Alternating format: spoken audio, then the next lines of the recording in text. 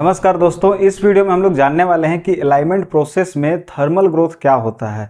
कई बार हम लोग सुनते हैं कि कभी भी अलाइनमेंट चेक करने से पहले थर्मल ग्रोथ चेक कर लेना चाहिए, या जैसा हमने पिछले वीडियो में भी जो अलाइनमेंट का बेसिक कॉन्सेप्ट समझाया था उसमें भी बताया था कि अलाइनमेंट करने से पहले हमें थर्मल ग्रोथ उसका चेक कर लेना चाहिए, वरना रीडिंग में गड़बड़ी आ सकती है। तो इस वीडियो में हम लोग अलाइनमेंट का थर्मल ग्रोथ क्या होता है, अलाइनमेंट का थर्मल ग्रोथ कैसे निकाला जाता है और उसको कैसे करेक्ट करते हैं, इस बारे में कंप्लीट डिटेल्स में जानेंगे। थर्मल ग्रोथ जो कि किसी मशीनरी का अलाइन या लेवलिंग करने से रिलेटेड है, इसको किसी भी टेक्नीशियन या इंजीनियर द्वारा अगर चेक किया जाता है या ज़्यादातर केस में इसको इग्नोर कर दिया जाता है। कोई अलाइनमेंट टेक्नीशियन या फिर इंजीनियर जब खासकर वैसे इक्विपमेंट का अलाइनमेंट कर रहे होते हैं जिस इक्विपमेंट का फ्लूइड टेम्परेचर बढ़कर होता है, जैसे 100 डिग्री प्लस होता है, वैसे इक्विपमेंट के अलाइनमेंट टाइम में अलाइनमेंट करते टाइम तो रीडिंग ओके आ जाता है, लेकिन रनिंग टाइम में उसमें प्रॉब्लम्स फिर भी आते हैं। उसके कॉजेज़ जो हैं वो ख़त्म नहीं होते, वाइब्रेशन आते हैं और उसमें कई तरह के ऐसे प्रॉब्लम देखने को मिलते हैं जो मिस अलाइन होने पर होता है। तो ये एक बड़ा रीज़न हो सकता है थर्मल ग्रोथ के वजह से। वैसे थर्मल ग्रोथ इग्नोर करने का पॉइंट है भी नहीं, क्योंकि हम सभी जानते हैं कि अगर फ्लूइड का टेम्परेचर बढ़ के है, जैसे 100 डिग्री एबव है, तो उसमें ये मेटल का बना हुआ अपना पंप है, तो वो थर्मल एक्सपेंशन उसमें होगा। और आप सोचिए कि अगर किसी मटेरियल में थर्मल एक्सपेंशन हो रहा है, तो जब आप उसको कोल्ड कंडीशन में अलाइनमेंट किए हैं और बाद में जब उसको रनिंग में आप देंगे तो उसमें टेम्परेचर राइज होगा, तो थर्मल एक्सपेंशन होगा। तो क्या आपने जो अलाइनमेंट करके रीडिंग एक्यूरेट किया था, थर्मल एक्सपेंशन टाइम में वो रीडिंग एक्यूरेट रहेगी? नहीं रह सकती। तो इसके सॉल्यूशन के लिए क्या करेंगे कि जो इस टेम्परेचर के वजह से इक्विपमेंट में थर्मल एक्सपेंशन हुआ है, उस थर्मल एक्सपेंशन को मेजरमेंट करके उसके अकॉर्डिंग दोबारा से अलाइनमेंट करके उस दोनों इक्विपमेंट को अलाइन करना होगा। और उस अलाइनमेंट के टाइम में ही आपको इतना मार्जिन रखना होगा कि जब इक्विपमेंट रनिंग कंडीशन में आए, टेम्परेचर राइज करे, थर्मल एक्सपेंशन हो, तो उसमें मिस अलाइन ना हो, वो एक्यूरेट अपने बराबर इक्वल कंडीशन में आ जाए, दोनों अलाइन होके चले। तो इस वीडियो में हम लोग यही जानने वाले हैं कि किसी इक्विपमेंट का थर्मल ग्रोथ हम कैसे मेजरमेंट करेंगे और कैसे कैलकुलेशन करके पता कर सकेंगे कि ये इक्विपमेंट कितना थर्मल ग्रोथ करेगा, कितना थर्मल एक्सपेंड करेगा। तो जानकारी बहुत ही इंफॉर्मेटिव होने वाली है, तो वीडियो को अंत तक जरूर देखें ताकि हर एक जानकारी आपको अच्छे से समझ में आए। वैसे तो थर्मल ग्रोथ मेजरमेंट करने के कई तरीके हैं, लेकिन मैं बेसिक कैलकुलेशन के बारे में बात करूंगा। एज एन एग्जांपल मान लीजिए हमारे पास एक पंप है जो कि 250 डिग्री फ़ारेनहाइट का फ्लूइड पंपिंग कर रहा है। इस वीडियो में हम मेजरमेंट जो है वो डिग्री फ़ारेनहाइट में बात करेंगे और इंचेज में बात करेंगे, और लास्ट में जो रिजल्ट आएगा उसको आप एमएम में कन्वर्ट कर सकते हैं। हम मान लेते हैं कि हमारे पास एक पंप है जो कि 250 डिग्री फ़ारेनहाइट का फ्लूइड पंपिंग कर रहा है, ठीक है। और हमको इसके थर्मल ग्रोथ का कैलकुलेशन निकालना है कि इसका थर्मल ग्रोथ कितना होगा। इसमें तीन चीजें हैं जिन्हें बेसिकली आपको जानना बहुत जरूरी है, यानी थर्मल ग्रोथ के कैलकुलेशन के लिए आपको तीन चीजें पूरा ध्यान रखना होगा, जिसमें कि पहला है हाउ बिग इट इज, यानी कि इक्विपमेंट कितना बड़ा है, यानी इसका साइज कितना है। और साइज मेजरमेंट करेंगे इसके फुट से इसके जो शाफ्ट का सेंटर लाइन है वहां तक। दूसरा है हाउ हॉट इट इज, यानी कि इक्विपमेंट कितना गर्म है। इस टेम्परेचर को, इसमें दो चीज देखेंगे, एक स्टार्टिंग का टेम्परेचर और एक जब रनिंग टाइम में, अपना कंप्लीट रनिंग टाइम में इसका टेम्परेचर होगा, उस टेम्परेचर को। और तीसरा जो बहुत ध्यान देना है इसमें वो ये है कि ये मटेरियल किसका है, यानी पंप हमारा किस मटेरियल का है। तो चलिए हम एक कपल्ड इक्विपमेंट जो कि हमारे सामने है, इसका थर्मल ग्रोथ निकाल के चेक करते हैं, कैलकुलेट करते हैं इन तीनों के जरिए, और यही तीन हमारे फार्मूला में यूज होंगे। और इसमें जो हमारा पंप जो फ्लूइड डिलीवर कर रहा है वो 250 डिग्री फ़ारेनहाइट का है। तो सबसे पहले हम देखेंगे हाउ बिग इट इज़, यानी कि इसका लेंथ क्या है, ये कितना बड़ा है हमारा इक्विपमेंट। तो इसका लेंथ जो भी रहेगा, अगला है हाउ हॉट इट इज़, यानी कि इक्विपमेंट गर्म कितना है, यानी टेम्परेचर निकालना है। तो टेम्परेचर इसमें हम कैसे मेजरमेंट करेंगे, सबसे पहले इसका टेम्परेचर निकालने के लिए रनिंग टाइम में जो टेम्परेचर होगा उसको नोट कर लेंगे। मान लीजिए रनिंग टाइम में हमारा टेम्परेचर 250 डिग्री फ़ारेनहाइट है। उसके बाद इस इक्विपमेंट को जब बंद कर देंगे, रूम टेम्परेचर पे आ जाएगा, जो जिस भी रूम में होगा उस टेम्परेचर पर बंद करने के बाद जो आएगा, यानी कि क्लोज कंडीशन में, उस टाइम इसका टेम्परेचर नोट कर लेंगे। तो मान लीजिए रूम टेम्परेचर में ये 80 डिग्री फ़ारेनहाइट पर आ जाएगा, तो हम इसका डेल्टा टी निकाल लेंगे। ठीक है, इसमें से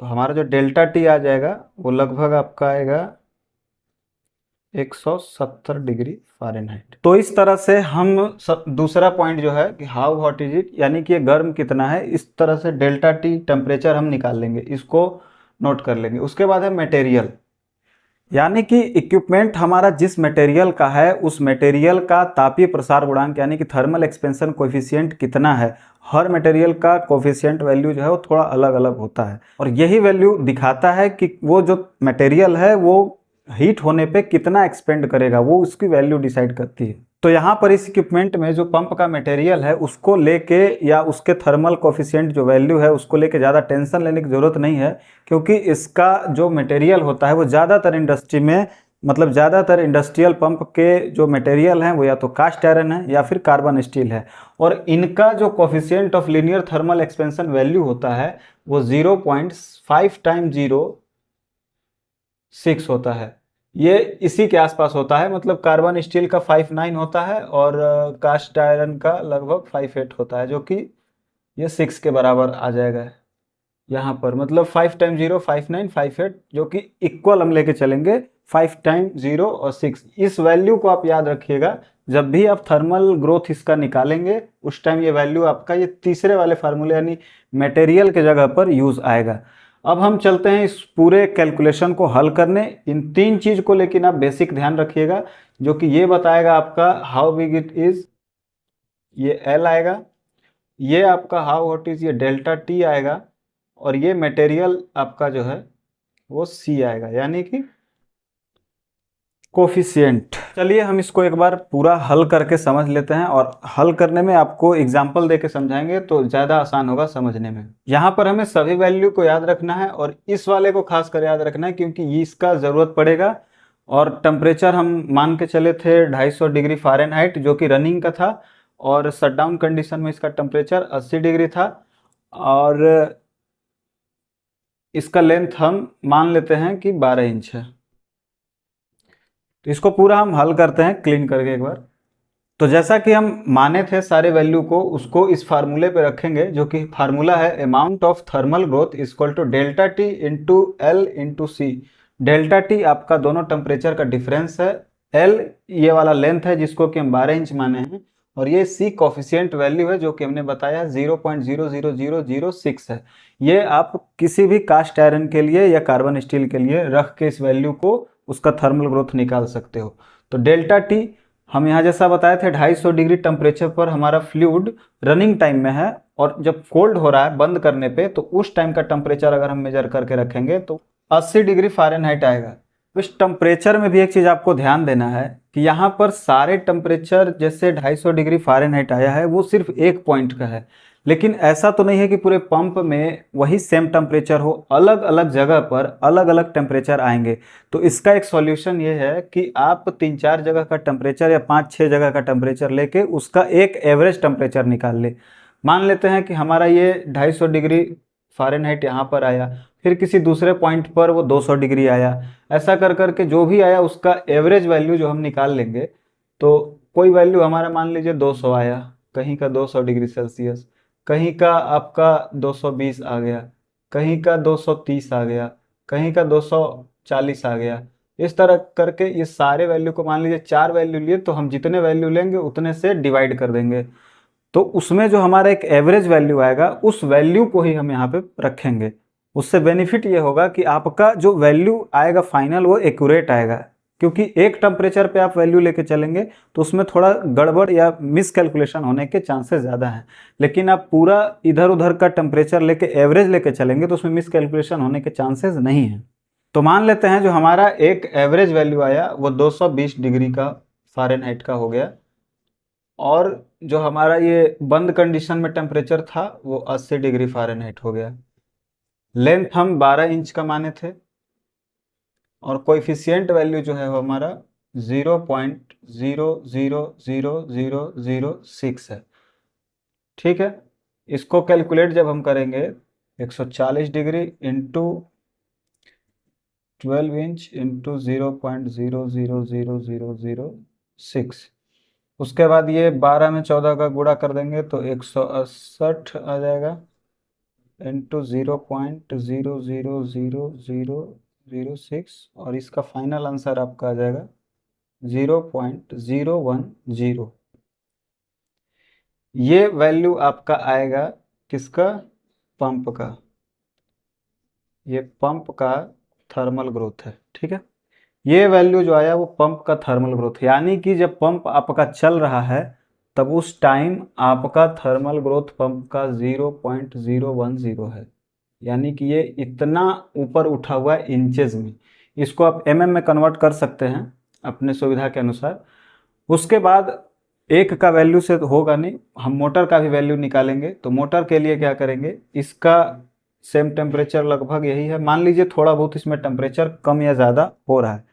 ठीक है, तो इसमें जो हमारा टेम्परेचर आएगा वो बढ़ रहा है, वो 130 डिग्री तक रनिंग टेम्परेचर जा रहा है, जो कि इसका माइनस करेंगे 80 में और मल्टीप्लाई करेंगे इसका हाइट भी, क्योंकि इक्वल ही है लगभग दोनों, तो 12 इंच ही रखेंगे और इसका भी 0.0000006 से मल्टीप्लाई कर देंगे। तो ये वैल्यू जब कैलकुलेट करेंगे तो 130 में से 80 जाएंगे, 50 इंटू 12 इंटू 0.00006, ये 600 इंटू 0.0000006, जो कि 0.003 इसके समथिंग आएगा। यानी कि मोटर का अगर हम थर्मल ग्रोथ देखें तो 0.003 आ रहा है, यानी कि ये इससे इतना बढ़ के है। अब हमको पंप का थर्मल ग्रोथ पता चल गया, मोटर का थर्मल ग्रोथ पता चल गया, यानी कि इनमें अभी इतना गैप है, इस वजह से ये थोड़ा सा मिस एलाइन है। अब इसको हमको परफेक्ट करना है, यानी कि एलाइन करना है, बिल्कुल संरेख करना है। तो क्या करेंगे, इसमें हमको फाइनल आंसर में पता चल गया कि इसका थर्मल ग्रोथ जो है वो 0.010 इंचेस है, वो ऊपर उठ के है, और ये 0.03 इंचेस है, जो कि इक्वल नहीं है। इस टाइम ये मिसअलाइन है। तो इसको करेक्ट करने के लिए हम क्या करेंगे कि सबसे पहले तो इक्विपमेंट हम बंद करेंगे। बंद करने के बाद हम इसमें देख पा रहे हैं कि ये 0.003 इंचेस, यानी कि ये कम डाउन है, ये बहुत ज़्यादा उठ जा रहा है ऊपर रनिंग टाइम में। तो उसके लिए जब हम बंद करेंगे तो ये पंप क्या है, ये पंप यहीं रह जाएगा आपका। जब बंद करेंगे तब उस टाइम कंडीशन क्या होगा, पंप डाउन आ जाएगा और ये आपका मोटर ऊपर रहेगा थोड़ा सा। लेकिन बंद कंडीशन में ही हम इसमें इसको माइनस जब करेंगे तो 0.010 में 0.003 माइनस करेंगे तो आपका 0.007 इंचेस का ये वैल्यू आएगा। और इसी वैल्यू का सिम हम इसमें ऐड कर देंगे। सिम ऐड करने से क्या होगा, जब हम सिम ऐड करेंगे तब ये मोटर आपको उस टाइम तो थोड़ा सा दिखेगा उठा हुआ ऊपर की ओर, इस टाइप में, जैसे ये आपका दोनों वो रहेगा, ये मोटर आपका उठा हुआ थोड़ा सा ऊपर की ओर दिखेगा। लेकिन जब आप इसको रनिंग कंडीशन में ले जाएंगे तब इसका थर्मल ग्रोथ जब 10 के बराबर जाएगा 0.010 के, और उस टाइम जब इसमें आप 0.007 का सिम पहले से लगाए रहेंगे और ये वैल्यू जब यहाँ पर रनिंग टाइम में इसमें इंक्रीज करेगी तो इसका भी वैल्यू 0.010 आ जाएगा, यानी कि दोनों वैल्यू आपका बिल्कुल इक्वल आ जाएगा। ये तब आपका ये कह सकते हैं कि हमारा इक्विपमेंट अलाइन हो गया है। किस कंडीशन में, थर्मल कंडीशन में। यानी कि जब थर्मल ग्रोथ दोनों में आएंगे तब आपका ये 0.07 का सिम जो है वो इसको बराबर ले जाएगा, इस मोटर को थोड़ा उठा देगा ऊपर की ओर, और उस टाइम पंप तो उतना जाएगा ही जाएगा। उसमें का थर्मल ग्रोथ हम कम नहीं कर सकते किसी में, बस हम सिम लगा के इसको इक्वल कर सकते हैं। तो उम्मीद है आपको पूरा ये प्रोसेस समझ में आ गया होगा। कुछ नहीं करना है इसमें, सिर्फ डेल्टा टी, उसके बाद आपका एल, और जो वैल्यू है 0.5 टाइम्स 0.6, इसको याद रखना है। इस फार्मूले के जरिए आप पता कर पाएंगे, सबसे पहले इसका थर्मल ग्रोथ निकालना है, फिर इसका थर्मल ग्रोथ निकालना है। डेल्टा टी आपको बता ही दिए कि जो रनिंग टेम्परेचर है उसमें से शटडाउन टाइम का टेम्परेचर आपको दोनों को नोट करना है, वो माइनस करेंगे, उसको यहाँ नोट करेंगे। लेंथ आप यहाँ से देख लेंगे, लेंथ कहाँ का, मोटर का और पंप का, दोनों का फुट से लेके जो शाफ्ट का सेंटर लाइन है वहां तक का मेजरमेंट कर लेंगे, उस लेंथ को यहाँ मेंशन करेंगे। और ये वैल्यू आपका लगभग हर इंडस्ट्री में जैसा बताया कार्बन स्टील का और कास्ट आयरन का ही मटेरियल होता है जिसका कि कोफिशिएंट वैल्यू इतना ही रहेगा, इसमें मल्टीप्लाई कर देंगे। वैल्यू जो भी आएगी, जिसका वैल्यू ज़्यादा आएगा और जिसका कम आएगा, जिसका कम आएगा यानी कि वो कम उठ रहा है, जिसका ज़्यादा आएगा वो ज़्यादा उठ रहा है, कम वाले में उतना माइनस करके उतने का सिम लगा देंगे। तो रनिंग कंडीशन में दोनों इक्विपमेंट अपने आप थर्मल ग्रोथ के कारण जब एक्सपेंड करेंगे तो दोनों बिल्कुल इक्वल में आ जाएंगे।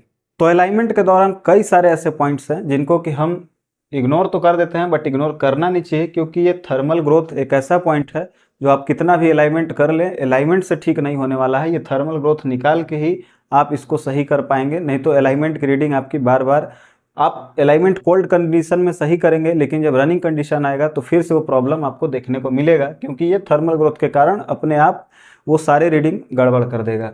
तो ऐसे में बहुत ज़रूरी है कि आप थर्मल ग्रोथ को मेजरमेंट एक बार कर लें वैसे इक्विपमेंट में जिसमें कि टेम्परेचर बढ़ के कोई फ्लूइड पंपिंग हो रहा हो।